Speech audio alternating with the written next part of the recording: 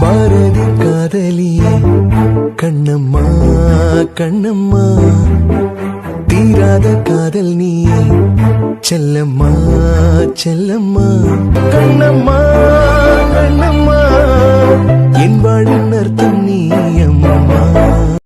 Hi sir. Sir என்ன? Good morning sir. இப்ப என்ன பண்ணா? எதுவும் பண்ணல. இல்ல நீ இப்ப ஏதோ பண்ணலாம். நானா? அப்புறம் இங்க நாயா நிக்குது. நான் குட் மார்னிங் சொன்னேன். இல்ல கண்ணு ஏதோ அசைச்சலாம்.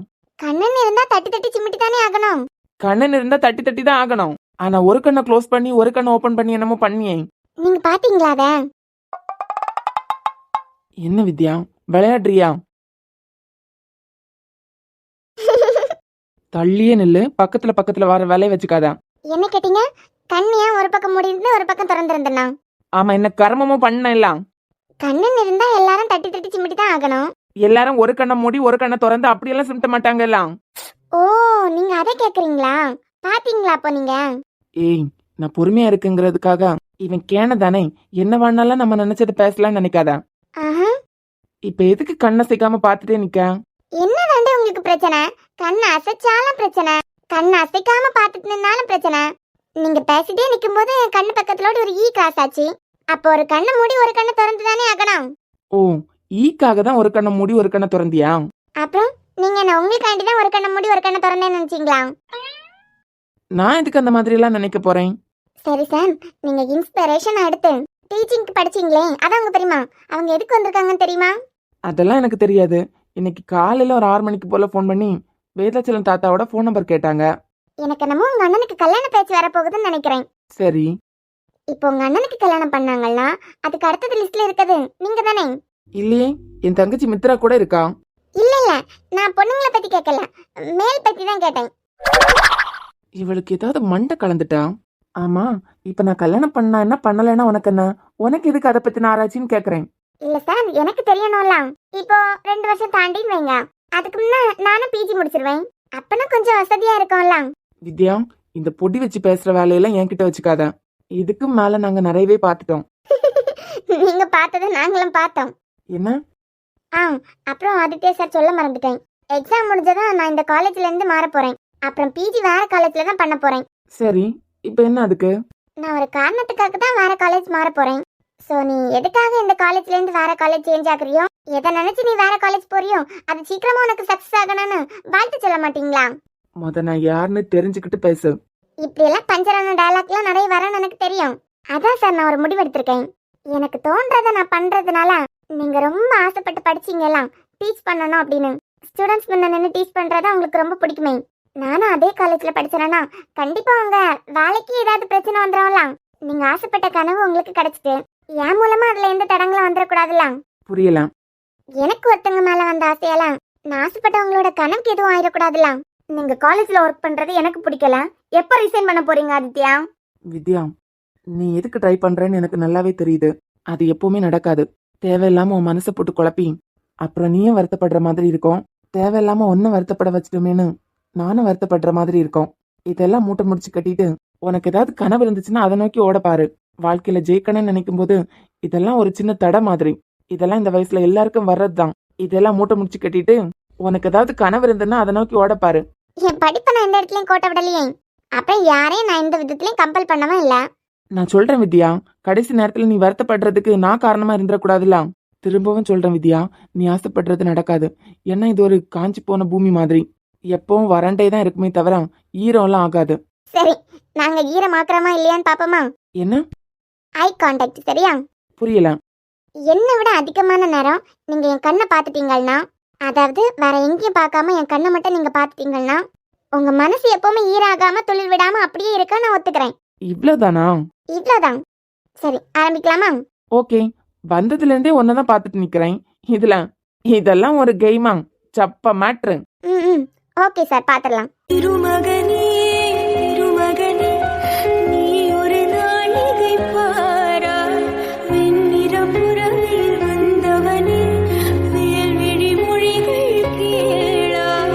அற்றை திங்களன் நிலவில் கொற்ற பொய்கையாடுகையில் ஒற்றை பார்வை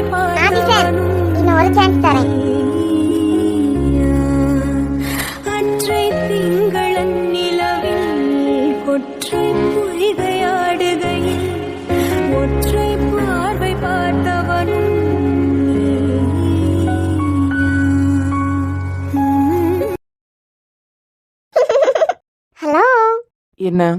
என்ன சார் திரும்பவே மாட்டேன்னு சொன்னீங்க, திரும்பிட்டீங்க. அப்புறம் வீட்டுக்கு முன்ன நின்னுட்டு உன்ன மாதிரி எல்லாம் என்னால பாத்துட்டு நிக்க முடியாது. அப்போ பின்னாடி பக்கம் போமா? என்னை பத்தி உனக்கு ஒழுங்கா தெரியாது. நான் தெரிஞ்சதை வச்சு பொழப்ப ஓட்டிட்டு போறேன். அப்புறம் சார் பார்வையை திருப்ப மாட்டேன்னு சொன்னீங்க, அதையே திருப்பிட்டீங்க. அப்ப மறுபடியும் உங்க மனசு ஈராகிறதுக்கு வாய்ப்பு இருக்கலாம். அதையும் பாக்குறேன் நான். பாத்துடலாம். அப்புறம் வித்யா, இன்னும் 5 நாள் கிட்ட தான் இருக்கு, ஒரு வாரம் கூட இல்ல மித்ரன் இந்த வீட்டை காலி பண்றதுக்கு. மித்ரன் காலி பண்ணதுக்கு அப்புறம் நானும் இந்த வீட்டை விட்டு போக வேண்டியது இருக்கும். அப்புறம் நீ வேற காலேஜ் மாற போற. இவ்வளவுதான். இவ்வளோ நாளுக்காக தேவையில்லாம நீ குழம்பி கஷ்டப்படாத. Thanks for your free advice. வட்டா. இந்த ஆதித்யா என்கிட்ட தப்பா அப்ரோச் பண்ண பார்த்தாரு.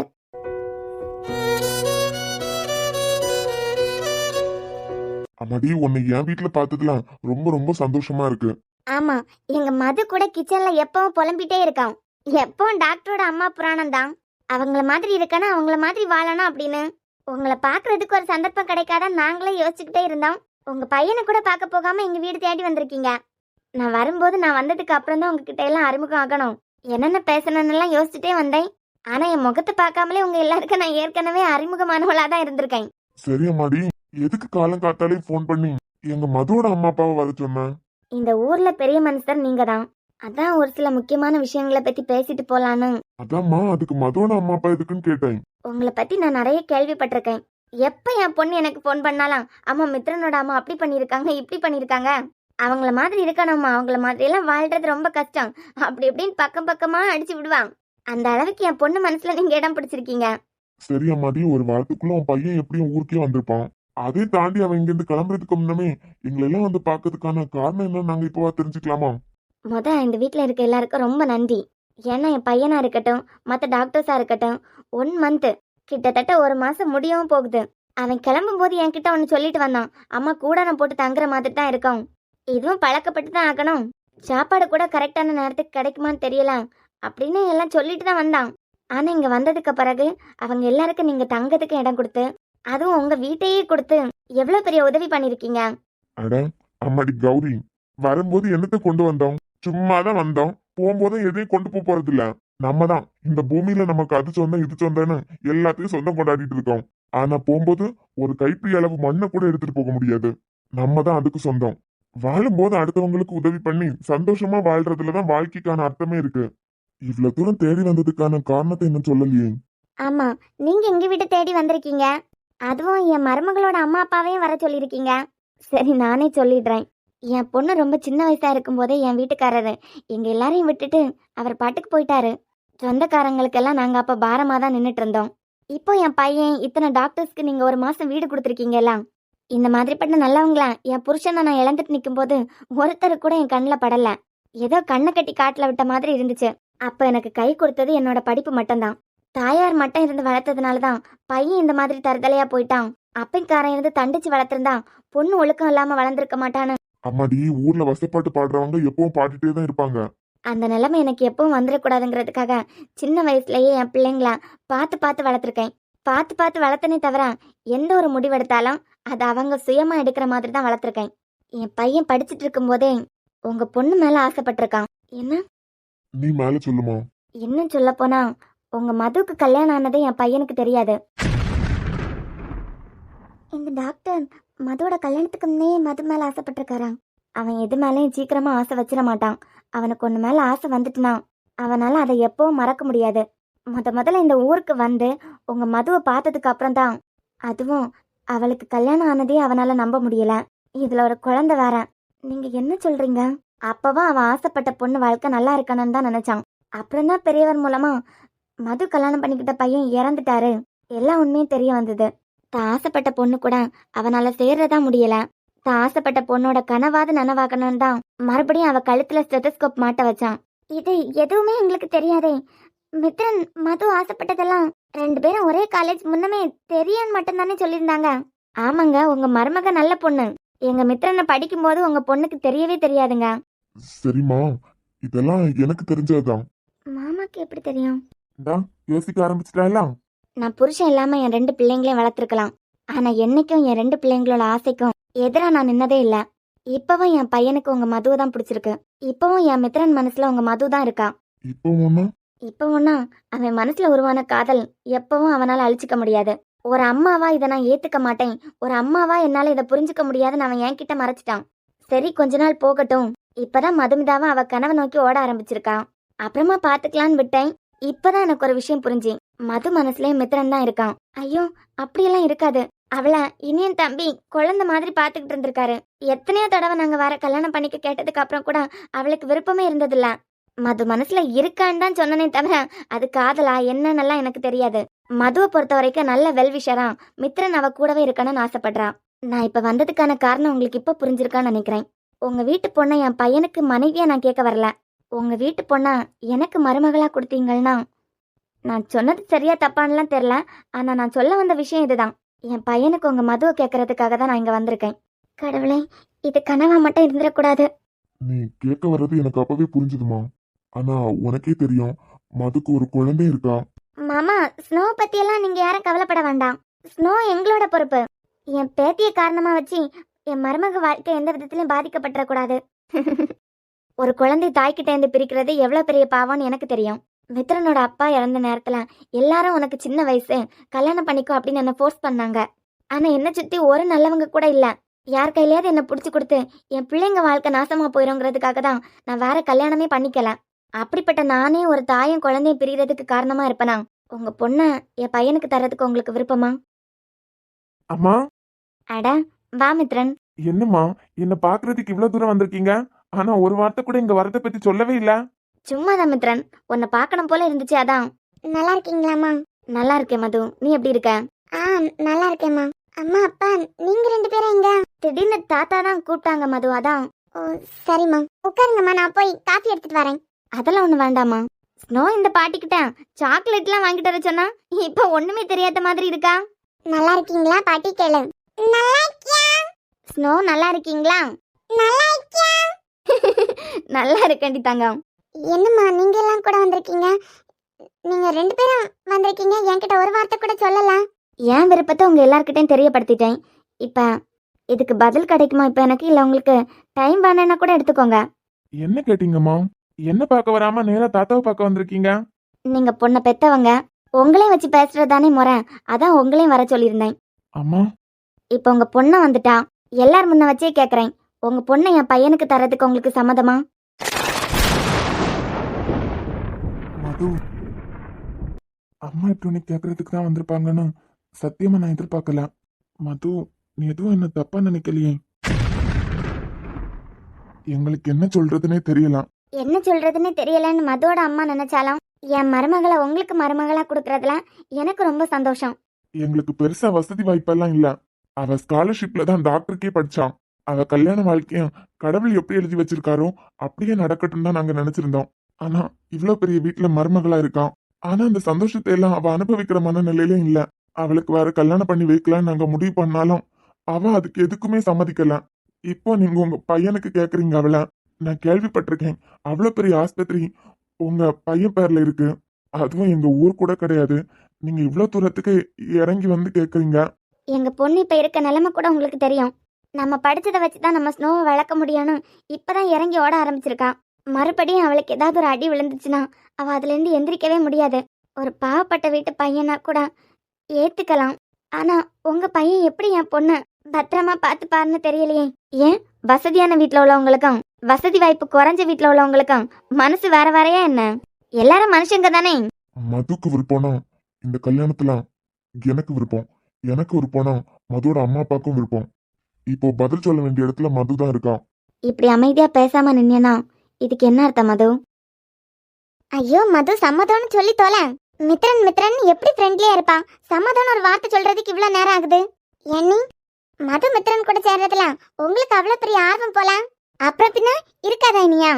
நம்ம வீட்டுல மது இனியன் இல்லாம எவ்வளவு கஷ்டப்பட்டிருப்பான். எந்த ஒரு நல்ல காரியத்துக்கும் போகாம வீட்டுக்குள்ளேயே முடங்கி கிடந்து எங்க போனாலும் நீ கூட்டு போனா உண்டு, வேற யாரு கூட சேர்றதும் கிடையாது. எங்களெல்லாம் பார்த்தா இந்த வீட்டுல ஆளுங்கள மாதிரி அவளுக்கு தோணுனதும் இல்ல. அப்படிப்பட்ட மது வாழ்க்கை நல்லா இருக்கணும் தானே? அது சரியா நீ எல்லாம் ஓகே தான். இப்ப மது இருக்கிறதுனால கிச்சன்ல உங்களுக்கு வேலை கம்மி. ஆமா, இப்போ மது மட்டும் மித்ரனை கல்யாணம் பண்ணிக்கிட்டா உங்களுக்கு கிச்சன்ல டபுள் வேலை ஆகும்ல. இப்ப என்ன பண்ண போறீங்க? ஓ ஜீசஸ், இத பத்தி நான் யோசிக்கவே இல்ல. அடுத்து என்ன, அன்புக்கு சீக்கிரமா கல்யாணம் ஆயிடும். அப்புறம் அன்பு பொண்டாட்டி இருக்கால, அவ கிச்சனுக்கு வேலை செஞ்சுதானே ஆகணும். என்னடா உன் பொண்டாட்டிய உன் கூட வச்சு குடும்பம் நடத்துறதுக்கு கல்யாணம் பண்ண போறியா, இல்ல ஆர்த்தி அன்னைக்கு சேவை செய்யறதுக்காக கல்யாணம் பண்ண போறியா? டேய் குரங்கு, இப்ப இவ இதுக்கு அவன வம்புக்கு இழுக்கறான். என்ன உன் பொண்டாட்டி கூட வாழ்றதுக்காக நீ கல்யாணம் பண்ணிக்க போறியா, இல்ல ஆர்த்தி அண்ணி கூட கிச்சன்ல போய் வேலை செய் அப்படின்னு வேலைக்காரிய மாத்துறதுக்கு கல்யாணம் பண்ணிக்க போறியா? ஓகோ, அப்ப இந்த வீட்ல நாங்க எல்லாம் வேலை செய்யறதுக்காண்டியா வந்திருக்கோம். நாங்களாம் எங்க புருஷன் கூட வாழ்றதுக்கு தான் வந்தவங்க. ஆனா அன்பு ஸ்பெஷல் இல்லடா. இப்ப அன்புக்கு வர போற பொண்டாட்டி ஏதாவது வேலை செய்ய சொல்லிட்டாங்கன்னா எல்லா வேலையும் அன்பே பாத்துருவான். ஓகோ, யாராவது ஒருத்தர் வந்து வேலை செஞ்சா எனக்கு ஒண்ணும் இல்லப்பா. என்ன கரெக்ட் தானே? என்ன கரெக்ட்? நான் உனக்கு பொண்டாட்டி ஆயிட்டா. ஏய், உன்கிட்ட நேத்துக்கு தானே சொன்னேன். இல்லடா ஆயிட்டா. எனக்காண்டி நம்ம கிச்சனே நீ பிரிச்சு மேஞ்சிட மாட்டேன். அங்க என்ன பேச்சு போயிட்டு இருக்கு? இதுக்கு நக்கல் வேற. அன்பு, என்ன இனியா, நான் நேத்துக்கு எவ்வளவு சீரியஸா உன்கிட்ட பேசிட்டு இருந்தேன், மறுபடியும் நீ அதே பாயிண்ட்ல நிக்கிற. சும்மா ஃபன். அப்புறம் வந்து நான் உனக்கு கொடுத்த டைம் முடியறதுக்கு இன்னும் ஒரு நாள் தான் இருக்கு. அதுக்கப்புறம் இந்த மாதிரிப்பட்ட பேச்செல்லாம் வராதுல. திரும்பின உடனே பயந்துருவோம் நாங்க. சொல்லு மதுமிதா. நான் சொல்றேன் தப்பா நினைக்காதீங்கம்மா. என்னை மாதிரியே ஒரு இடத்துல இருந்துட்டா நீங்க வந்திருக்கீங்க. அன்னைக்கு உங்களை யாராவது ரெண்டாவது கல்யாணம் பண்ணிக்க கேட்டிருந்தா நீங்க சம்மதிச்சிருப்பீங்களா? மது, அன்னைக்கு ஏமால் அக்கறை எடுத்துக்க நிறைய பேரெல்லாம் இல்லம்மா. இன்னும் சொல்ல போனா எனக்காக யாருமே இல்ல. என் நல்லதுக்காக பார்த்து பார்த்து யோசிச்சு இது நல்லதுதான் இவளுக்கு அப்படின்னு என்னை பத்தி நினைச்சு எனக்கு ஒரு வாழ்க்கையை ஏற்படுத்தி கொடுக்கறதுக்கு எனக்கு யாரும் இல்ல. யாரும் இல்லன்னு ஓகேதாம்மா. ஆனா யாராவது அப்படி இருந்திருந்தா நீங்க சம்மதம் சொல்லியிருப்பீங்களா? கண்டிப்பா சொல்லியிருக்க மாட்டேன் மது. அப்போ மது மட்டும் சம்மதிப்பான்னு எப்படி நீங்க எதிர்பார்க்கலாம்? எனக்கு ஒரு பையனும் ஒரு பொண்ணும். ஒருவேளை எனக்கு ஃபியூச்சர்ல ஏதாவது ஒன்று ஆயிடுச்சுனாலும் என் பையன் என் பொண்ணை பார்த்துப்பான். அவனால அவன் தங்கச்சியை நல்லா பார்த்துக்க முடியுங்கிற அளவுக்கு தான் நான் அவனை வளர்த்துருக்கேன். அந்த நம்பிக்கை எனக்கு இருந்து இன்னைக்கு சொந்தக்காரங்க எல்லாம் 1000 பேர் இருந்தாலும் நாங்க எல்லாம் எத்தனை வருஷத்துக்கு உயிரோட இருக்க போறோம்லாம் தெரியாது. அதே தான் என் வாழ்க்கையில நான் முடிவெடுத்தேன். நாளைக்கு எனக்கு ஏதாவது ஒன்று ஆச்சுன்னா என் பொண்ணை பார்த்துக்க என் பையன் இருக்கான். அவன் தங்கச்சிக்காக அண்ணன் அவன் என்ன வேணாலும் பண்ணுவான். அப்படி வளர்க்கணும்னு முடிவெடுத்து தான் நான் தனியாவே இருந்துட்டேன். உனக்கு அப்புறம் உன் பொண்ணு மேல யார் அக்கறை எடுத்து எல்லாம் நடத்துவான்னு நீ நினைக்கிறேன்? ஒரு பொண்ணால தனியா சாதிக்க முடியாதுன்னு நினைக்கிறீங்களா? நிச்சயம் முடியும். அப்புறம் எதுக்கு எனக்கு மறுபடியும் ஒரு கல்யாணம்? கொஞ்சம் ஓப்பனா பேசுறியா? எனக்கு இந்த கல்யாணத்துல விருப்பம் இல்ல. கல்யாணத்துல விருப்பம் இல்லையா, இல்ல என் பையன் பக்கத்துல நிக்கிறதுக்கு விருப்பம் இல்லையா? மது, நீ விருப்பம் இல்லைன்னு சொல்லி முடியும், அதுக்காக அழாத. நான் இப்போ ஒரு டிஷ்யூ பேப்பர்மா. மது, விருப்பம் இல்லைன்னா விருப்பம் இல்லைன்னு மட்டும் சொல்லு. எதுக்கு இப்படி எல்லாம் வார்த்தையை விடுற? உங்க பையன் பக்கத்துல ஃப்ரெண்ட்லியா நிக்கிறதுக்கு எனக்கு தகுதி இல்ல. இப்படி இருக்கும்போது உங்க பையன் பக்கத்துல இனியனோட குழந்தையோட நிக்கிறதுக்கு எனக்கு எந்த தகுதியும் இல்ல. எனக்கு இந்த கல்யாணத்துல விருப்பம் இல்லம்மா. உங்க பையனுக்கு நல்ல பொண்ணா பார்த்து கல்யாணம் பண்ணி வைங்க. நான் வரேன். அவகிட்ட இந்த பதில் தான் வரோன்னு எனக்கு தெரியும். உங்களுக்கு இதுல சம்மதம் தானே? எங்களுக்கு சம்மதம் இருந்து என்னமா பிரயோஜனம்? சம்மந்தப்பட்ட அவ சம்மதிக்கணும்ல. மதுவோட சம்மதத்தை இன்னைக்கு நான் வாங்குறேன். இன்னைக்கு அவ இந்த கல்யாணத்துக்கு சம்மதம் சொல்லுவா. அப்புறம் உன் விருப்பமா? இன்னொரு விஷயத்தையும் சொல்லிக்கிறேன். ஏற்கனவே அவ வாழ்க்கையில அவ நிறைய கஷ்டப்பட்டிருக்கான். உன் பையனை மட்டும் யோசிச்சு நாளைக்கு மதுவோட வாழ்க்கையில எந்த கஷ்டமும் வந்துடாதுல்ல. நீங்க என்ன நம்பலையா? எனக்கு என் பொண்ணு மித்ரா எப்படியோ அதே மாதிரி தான் மதுவும். அவ சம்மதிச்சுட்டா உங்களுக்கு எல்லாம் சம்மதம் தானே? அவ சம்மதிச்சுட்டா அதை விட எங்களுக்கு வேற என்ன பெரிய சந்தோஷம் இருக்க போகுது? அவ வாழ்க்கை நல்லா இருந்தாலே எங்களுக்கு போதுமே. இது போதும். இதை நீங்க ஃப்ரீயா விடுங்க. இதை பத்தி நீங்க யாரும் மதுக்கிட்ட பேச வேண்டாம். நானே பேசிக்கிறேன். அப்பனா சரிமா. எந்த நம்பிக்கையில என்ன இப்படி சிரிச்சுட்டே நிக்கிறான்னு தெரியலையே. உனக்கு என் மேல இருக்கல காதல், அந்த நம்பிக்கையில தான். நான் உன்கிட்ட இப்ப ஏதாவது கேட்டனா இல்ல ஏதாவது பேசினா? நீ உள்ளுக்குள்ள ஒண்ணு நினைச்சலாம், அது எனக்கு தெரியும். மறுபடியும் சொல்றேன், இதனால வலி அனுபவிக்க போறது நீதான். என் மனசுல நீ இல்ல இனியா, இதுதான் உண்மை. இல்லாத உன்கிட்ட எப்படி என் காதலை சொல்ல முடியும்? நான் தான் அப்பவே சொன்னனே, உனக்கு வந்திருக்கதே காதலான்னு எனக்கு டவுட்டா இருக்கு. புரியல. என்னமோ புரியாமலே இருக்கட்டும். உனக்கு என்னதான் புரியும்? மத்தவங்களோட ஃபீலிங்ஸ் என்னைக்காவது புரிஞ்சு நடந்துக்க தெரியுமா? என்னால மத்தவங்க ஃபீலிங்ஸ புரிஞ்சுக்கிட்டு நடந்துக்க தெரியாதா? ஆமா, என் மனசுல நீ இல்ல இல்லன்னு சொல்லிட்டே இருக்கேன். மறுபடியும் சனிக்கிழமை வரைக்கும் தான் உனக்கு டைம்னு எனக்கு டைம் குடிச்சிட்டு இருக்கேன். உனக்கு ஒருத்தனை பிடிக்கல, ஒருத்தன் வந்து உன்னை ஃபோர்ஸ் பண்ணிட்டே இருக்கும்போது உனக்கு எப்படி இருக்கும்? எவ்வளவு கடுப்பாகும்? நிஜமா உன் மனசுல நான் இல்லையா? என் மனசுல அந்த கண்ணுக்கு சொந்தக்கார பொண்ணு கண்ணம்மாவை தவிர யாருமே இல்ல. என்னைக்காவது உன் மேல ஆசை இருக்குன்னு நான் வெளிப்படுத்தி இருக்கனா? இல்ல மாமன் பொண்ணு தானேன்னு என்னைக்காவது உன்கிட்ட உரிமை எடுத்துட்டு தான் இருந்திருக்கனா? அப்ப இப்ப கொஞ்ச நாளா வாய் மூடினியா? ஏன்? அது உனக்கு கல்யாணம் ஆக போகுது. அந்த டோர் பக்கத்துல என் மேல வந்து விழுந்தியே. அது ஒன்னும் பிளான் பண்ணியெல்லாம் நான் வந்ததில்ல. ஜஸ்ட் ஒரு ஆக்சிடென்ட், அவ்வளவுதான். அப்புறம் உன்கிட்ட கிண்டலா பேசுறது கூட, சாம்க்கு நீ ஒய்ஃப் ஆயிட்டியனா உன்கிட்ட கிண்டலா கூட ஒன்னும் பேச முடியாது. நீ இன்னொருத்தனோட பொண்டாட்டி. அன்பு, இதெல்லாம் யோசிச்சு சும்மா விளையாடுனே தவிர என் மனசுல எதுவும் இல்ல. எதுக்கு இப்படி இம்சை பண்ணிட்டே இருக்க? இம்சையாவா இருக்கு? அப்புறம் நீ பண்றதெல்லாம் அப்படிதான் இருக்கினியா? என் மனசுலயே நீ இல்லாத போது சனிக்கிழமை வரைக்கும் தான் உனக்கு டைம், எனக்கு டைம் கொடுத்துட்டு இருக்க. ஐயோ, இனிமே இனியாவோட ஃப்ரெண்ட்ஷிப்பே நமக்கு கிடைக்க போறது இல்ல. அதனால அந்த கண்ணம்மா பொண்ணை தூக்கி போட்டுட்டு இனியாவை பிடிச்சிருக்குன்னு சொல்லுவோம் அப்படின்னு எல்லாம் நான் நினைக்கிறதுக்கு நான் மனுஷனா இல்ல மிருகமா? இனியா மனசாட்சியே இல்லாம அவளை தூக்கி போட்டு நீதான் என் மனசுல இருக்கன்னு சொல்ல வைக்கிறேன். எப்படி இனியா உன்னால இவ்ளோ செல்ஃபிஷா யோசிக்க முடியுது? நான் காதலிச்ச பொண்ணுக்கும் ஒரு மனசு இருக்கு. இப்ப என்னால அவளை கண்டுபிடிக்க முடியலனாலும் எப்படியும் அவளை நான் கண்டுபிடிச்சிருவேன். இத்தனை வருஷம் நானும் அவளை விரும்பி இருக்கேன். அவளை தூக்கி போட்டு ஒன்னு கைப்பிடிக்கிறதுக்கு இவ்ளோ வற்புறுத்திட்டு இருக்கேன். சே, ஃபர்ஸ்ட் டைம் உன் கூட எல்லாம் ஃப்ரெண்ட்ஷிப் வச்சுக்கிட்டேனேன்னு ரொம்ப வருத்தப்படுறேன். நீ இவ்ளோ செல்ஃபிஷா இருப்ப நான் நினைச்சு கூட பார்த்தது இல்லை இனியா. ஆமால, செல்ஃபிஷா இருந்துட்டேன்ல. அழாதடி, அழாம பேசு. நீ அழுறத பாக்குறதுக்கு என்னால முடியல. நான் எவ்வளவு செல்ஃபிஷா இருந்து எனக்கு உமால இருந்த ஆசையா உமால திணிக்க பார்த்துட்டேன். எனக்கு உமால லவ் இருக்க மாதிரி தானே உனக்கு அந்த பொண்ணு மேல இருக்கும். நான் தான் தப்பு பண்றேன்ல. புரிஞ்சா சரிதான். ஃபர்ஸ்ட் டைம் செல்ஃபிஷா யோசிச்சிட்டேன்ல. ஐயோ இனியா, என் மனசுல நீ தாண்டி இருக்க. ஆனா சாம்காக நான் இதை பண்ணிதான் ஆகணும். அப்படி இல்லைன்னா சாம் இந்த ஜென்மத்துல யாரையும் கல்யாணம் பண்ணிக்க மாட்டான். நான் உன்னை கஷ்டப்படுத்திட்டேன்ல. சனிக்கிழமை வரைக்கும் உனக்கு டைம் கொடுக்குறேன்னு பிளாக்மெயில் பண்ணி என் மேல உனக்கு காதல வர வச்சிடலான்னு நான் பார்த்துருக்கேன்ல. எவ்வளவு செல்ஃபிஷா இருந்திருக்கேன். இதுவே வேற யாராவது பிளாக்மெயில் பண்ணி நீ என்னை காதலிச்சு தான் ஆக்கணும், உன் மனசுல இருக்கத வெளியே சொல்லி தான் ஆக்கணும்னு வற்புறுத்தி இருந்தா வேற மாதிரி தப்பா போயிருக்கோம்ல. தப்பு பண்ணிட்டேன். தப்புதான். உனக்கு வந்திருக்க ஆசையை இன்னொருத்தங்களுக்கு வரணும் நீ திணிக்கிறது ரொம்ப பெரிய தப்பு. இனியாவது புரிஞ்சுக்கிட்டு நடந்துக்கோ. இப்ப தெளிவா புரிஞ்சுட்டேன். நான் இவ்வளவு செல்ஃபிஷா இருந்திருக்கேன்னு நல்லாவே புரிஞ்சுட்டேன். அழுதுட்டே இருக்காத இனியா. நீ அழ எனக்கு தான் வலிக்குது. நீயாவது மனசுல இருக்கத வெளியே பேசிக்கிறேன்.